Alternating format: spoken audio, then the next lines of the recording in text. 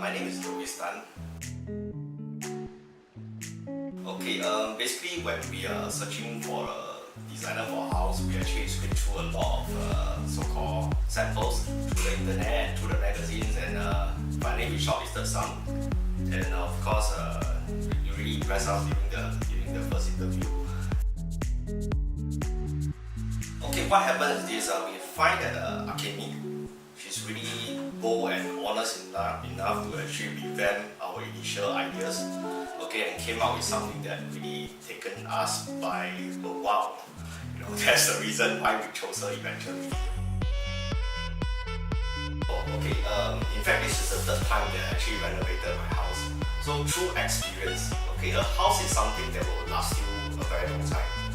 So I mean, when we first started looking for interior designers and things like that, we always look at the price. Okay, of course, working within budget is one thing, but it's important not to be carried away by the pricing. Okay, that's what we really feel. Although initial concept is not the cheapest that we can find or the most expensive we can find, I think finding something that you like is the most important. Okay, of course, we will want to recommend Akemi for the initial concept, okay, to our friends.